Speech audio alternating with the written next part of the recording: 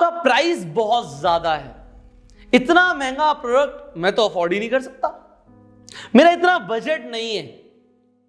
आपने क्या इस तरीके के सवाल पहले सुने हैं? अगर आपने सुने हैं तो आपके मन में भी आया होगा कि मुझे काश इसका जवाब पता लग जाए कि जब भी कोई कस्टमर ये पूछे या बोले मैं मुंह तोड़ जवाब दे पाऊं इसका। क्या आपने ऐसा सोचा?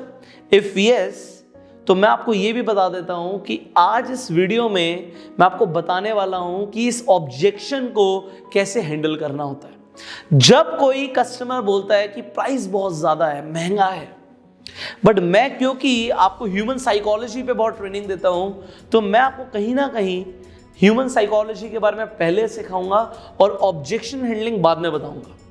क्योंकि अगर आप साइकोलॉजी समझ गए तो आप कस्टमर के एक नहीं बहुत सारे ऑब्जेक्शंस को समझ पाएंगे और टैकल करके सही जवाब दे पाएंगे और अपने प्रोडक्ट को इफेक्टिवली बेच भी पाएंगे। तो क्या आप ये सीखना चाहते हो? इफ यस, तो आप बिल्कुल सही वीडियो पे हो और मैं बोलूंगा कि आप इस वीडियो को एंड तक जरूर देखना।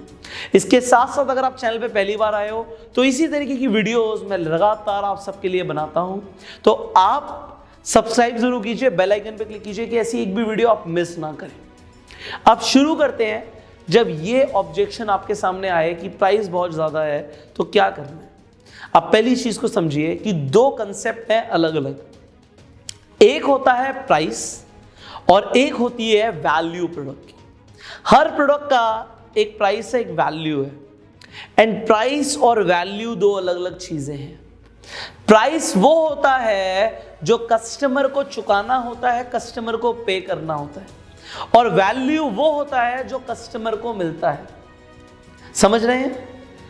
प्राइस वो है जो कस्टमर को चुकाना है, उसे देना है, और वैल्यू वो है जो उसे मिलेगा। और अगर आप कस्टमर को कंफ्यूज करोगे कि उसे देना क्या है, उसकी जेब से जाएगा क्या, तो वहां पे ऑब्जेक्शन आएगा, वहां पे रुकावट आएगी, वहां पे हिंड्रेंस आएगा।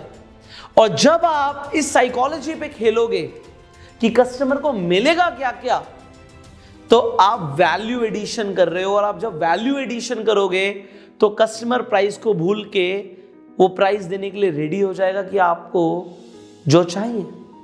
बट लोग क्या करते हैं? प्राइस के ऊपर अटक जाते हैं, वैल्यू को समझा नहीं पाते और वहीं पे काम फंस जाता है। अब आपको एक चीज समझना है कि अगर आप प्राइस के बारे में बात करोगे, आप प्राइस के बारे में बताओगे जी 1000 रुपए का है, 5000 का है, 10,000 का है, 50,000 का है, ये 100 रुपए का है, इतने का है, तो कस्टमर के दिमाग में साइकोलॉजी क्या चलेगी कि मुझे कितने देने हैं, how much do I need to spend, मुझे कितने देने हैं, how much do I need to spend. And जब आप वैल्यू की बात करोगे और प्राइस ज्यादा भी हो तो कस्टमर सोचेगा हाउ कैन आई स्पेंड। मैं आपको एग्जाम्पल देता हूं। एग्जाम्पल ये है कि एक इंसान एक घर देखने जाता है। एक घर जब देखने जाता है, उसे घर ज्यादा पसंद नहीं आता, या उसे वैल्यू ज्यादा नहीं मिल रही होती, या उसे लगता है कि उसे वैल्यू ज्यादा नहीं मिलेगी, तो बोलता है नहीं जी इसका प्राइस तो बहुत ज्यादा है, बहुत ज्यादा प्राइस है। और फिर वो एक ऐसा घर देखता है जो बहुत बढ़िया उसे लगता है, उसे वैल्यू लगती है उसकी, तो वो ये सोचता है कि क्या मैं लोन लेके इस घर को ले सकता हूं, या मैं कैसे ले सकता हूं, मुझे तो इस घर को खरीदना है।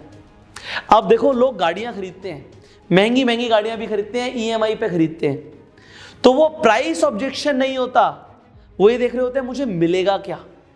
लोग महंगी चीज को खरीदते हैं। आप देखते होंगे लोग होते हैं, उनकी सैलरी होती है 10,000 15,000 और खरीद के ले आते हैं आईफोन 11 प्रो। वो कैसे? ईएमआई पे ले आते हैं, क्योंकि वो वैल्यू देखते हैं, प्राइस नहीं देखते।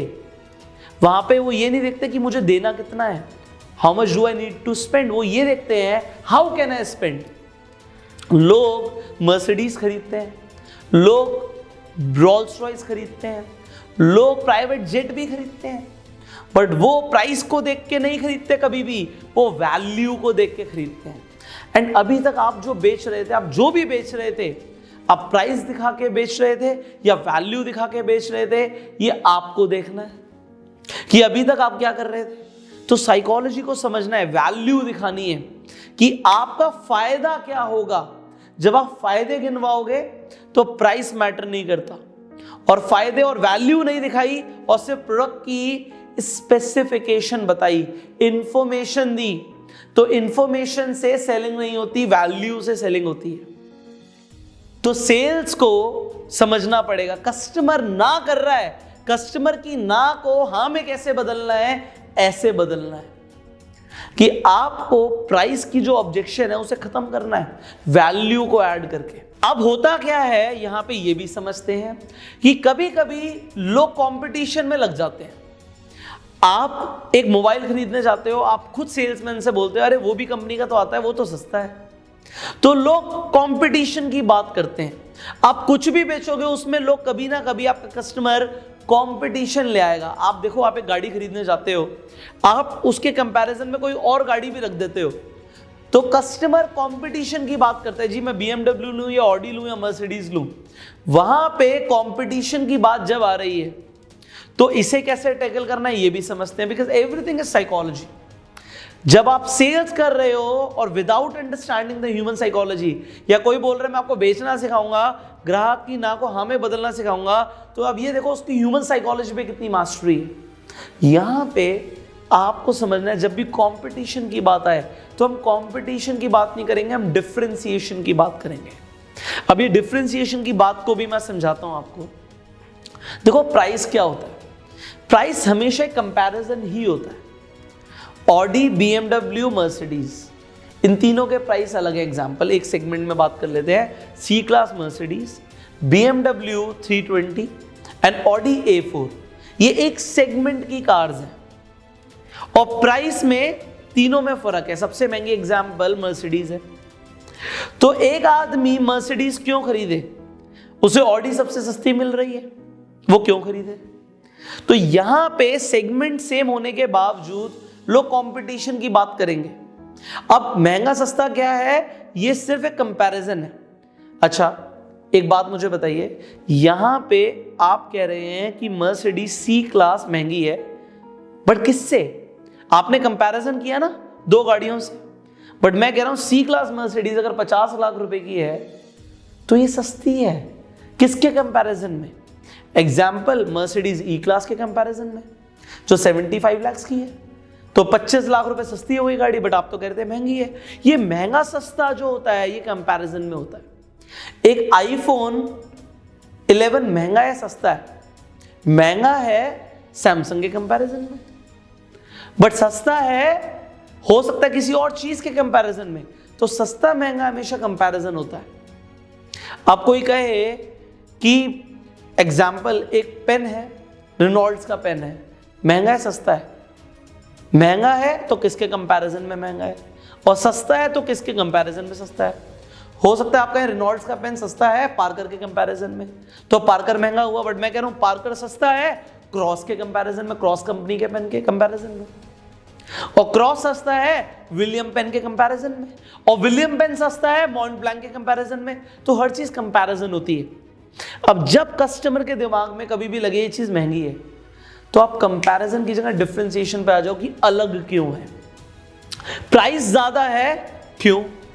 क्योंकि तीनों से ये इसलिए अलग है। तो अलग वाली मेंटालिटी लानी है, डिफरेंट वाली मेंटालिटी लानी है, डिफरेंशिएशन की मेंटालिटी लानी है, यूनिकनेस की मेंटालिटी लानी है। कंपैरिजन और कंपटीशन की मेंटालिटी नहीं लानी। कंपैरिजन और कंपटीशन पर क्रॉस मार दो। कुछ लोग बहस करने लग जाते हैं, सामने वाले के प्रोडक्ट को नीचा दिखाते हैं, ये बहुत बड़ी गलती करते हैं। हमें कभी भी सामने वाले के प्रोडक्ट को कम नहीं दिखाना, उसे नीचा नहीं दिखाना, अपने प्रोडक्ट को ऊपर दिखाना है। तो कभी मैं कार्टून जब देखा करता था, तो एक कार्टून में मेरा एक फेवरेट कार्टून होता था तेनालीरामन। तो तेनालीरामन में एक बार क्या हुआ, मेरे को आज भी वो कार्टून याद है कि उसमें उन्होंने ड्रॉ किया एक लाइन और बोला इस लाइन को बिना मिटाए छोटा कर दो। तो वो बच्चा कंफ्यूज हो गया कि मैं कैसे करूंगा, तो वो अपनी इरेजर लेके मिटाने की कोशिश कर रहा था, बट उसे मना किया कि बिना मिटाए छोटा करना है। तो फिर मास्टर ने क्या किया, उनके जो टीचर थे उन्होंने क्या किया, गुरु ने क्या किया, एक और लाइन खींच दी जो उससे बड़ी थी। तो बड़ी लाइन जब खिंच जाती है तो दूसरी लाइन ऑलरेडी छोटी हो जाती है। अगर हमारा प्रोडक्ट बड़ा हो जाता है तो सामने वाले का ऑटोमेटिकली छोटा हो जाता है। जिंदगी में किसी को भी नीचा दिखाने की जरूरत नहीं है। अपनी लाइन को बड़ा करो, अपनी लाइन को बड़ा करो, अपने प्रोडक्ट की डिफरेंशिएशन दिखाओ, यूनिकनेस दिखाओ। प्रोडक्ट बिकता है, बेचने वाला चाहिए। प्रोडक्ट बिकता है, बेचने वाला चाहिए, इस चीज को याद रखना। अब तीसरी चीज जो आपको अपने कस्टमर को समझानी है, when you want to sell an expensive product, तो उस टाइम पे ये है कि आपको ये समझाना है कि अगर कस्टमर नहीं खरीदता तो आपका लॉस नहीं है, उसका लॉस है, क्योंकि उसे वैल्यू नहीं मिलेगी। वैल्यू कैसे मिलेगी? अगर वो खरीदेगा नहीं। अगर वो खरीदेगा नहीं, उसको उसकी लाइफ का सोल्यूशन नहीं मिलेगा, क्योंकि लोग कभी भी प्रोडक्ट नहीं खरीदते, इसे समझना। लोग हमेशा अपनी प्रॉब्लम का सोल्यूशन खरीदते हैं। किसी के बाल झड़ रहे हैं, वो नया शैम्पू खरीदता है कि उसके बाल ना झड़े, हेयर फॉल ना हो।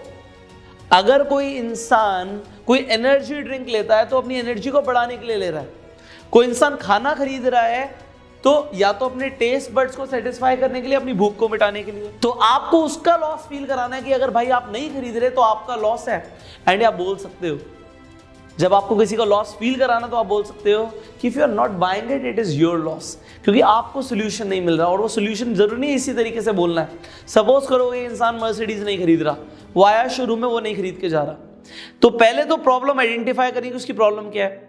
एग्जाम्पल, उसे अपने घर में अपनी बहन को शादी में गाड़ी देनी थी, तो लॉस कैसे फील कराएगा एक सेल्समैन? वो ऐसे फील कराएगा कि सर अगर आप मर्सिडीज के अलावा और कोई भी गाड़ी देते हो ना तो वो क्लास नहीं आएगी। आप नहीं खरीद रहे, आप ही का लॉस है, क्योंकि इस गाड़ी के साथ अपनी एक ब्रांड वैल्यू है, इस गाड़ी के साथ अपनी एक वैल्यू जा रही है। वैल्यू समझ रहे हो जो मैंने अभी आपको समझाया? तो वो वैल्यू नहीं मिलेगी आपको, आपका लॉस है, आप मत खरीदो। तो ये वैल्यू का लॉस उसे फील करा दिया, कस्टमर खरीदेगा।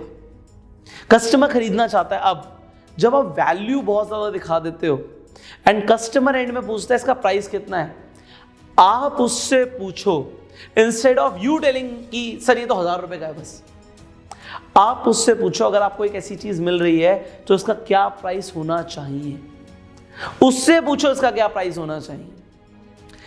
और अगर वो प्राइस कम बोल रहा है तो ये समझ लेना आपने वैल्यू ज्यादा नहीं दिखाई। आपको यहां पे फोर्थ पॉइंट बता रहा हूं कि अब सवाल पूछना आपको है। वो बोलते हैं ना, सवाल का जवाब मत दो, सवाल से ही उसका आंसर देने की कोशिश करो। क्वेश्चंस आर दी आंसर्स, आपने कई बार सुना है बट आप यूज नहीं करते हो। सामने वाला बोल रहा है प्राइस क्या है, आप आंसर मत दो, आप बोलो क्या प्राइस होना चाहिए। और अगर वो प्राइस कम बोल रहा है तो आपने वैल्यू नहीं दिखाई मेरे भाई। आपको वैल्यू दिखाना नहीं आता, आपको वैल्यू दिखाना सीखना पड़ेगा। और वो प्राइस ज्यादा बोल रहा है तो प्रोडक्ट बिक ही जाएगा ना, क्योंकि आप प्राइस कम बोलोगे। तो वैल्यू दिखा के आप प्राइस को छोटा दिखा सकते हो, क्योंकि प्राइस हमेशा कंपैरिजन होता है एंड वैल्यू एंड प्राइस का भी कंपैरिजन हमेशा चलता रहता है। और अगर सामने वाले कस्टमर को लगेगा प्राइस ज्यादा है तो वो नहीं खरीदेगा, एंड सामने वाले कस्टमर को लगेगा वैल्यू ज्यादा है, वो तुरंत खरीद लेगा। ये साइकोलॉजी को समझना है हमें कस्टमर की। कस्टमर की साइकोलॉजी को समझ लिया, 100% बेच दोगे, महंगे से महंगा प्रोडक्ट बेच दोगे। और कस्टमर की साइकोलॉजी को नहीं समझा तो सस्ते से सस्ता प्रोडक्ट भी नहीं बिकेगा। नाउ फाइनली मैं आपको एक फिफ्थ एडवाइस यहां पे दूंगा, और ये एडवाइस हमेशा याद रखना कि never lower the price. Price को कम नहीं करना प्रोडक्ट के, क्योंकि अगर आपका कस्टमर ये कह रहा है कि प्राइस बहुत ज्यादा है, तो पहली चीज जैसे मैंने आपको समझाई कि आप वैल्यू नहीं दिखा पाए तो उसे प्राइस ज्यादा लग रहा है। और या तो दूसरी चीज यहां पे आएगी कि आप शायद गलत कस्टमर से बात कर रहे हो, क्योंकि प्रोडक्ट तो बिकेगा और हर प्राइस पे प्रोडक्ट बिकता है। आप गलत कस्टमर से बात कर रहे हो, दूसरा कस्टमर ढूंढ लो फिर। या तो आपने वैल्यू दिखाई और तब भी नहीं खरीदा, तो you are talking to the wrong customer. And finally आपको लगता है कि इसके पास पैसे भी हैं और मैंने वैल्यू भी दिखाने की कोशिश करी और तब भी नहीं खरीद रहा, तो यहां पे प्रॉब्लम आ जाती है स्किल्स की। लोगों के पास स्किल्स नहीं होती, उन्हें फिर ह्यूमन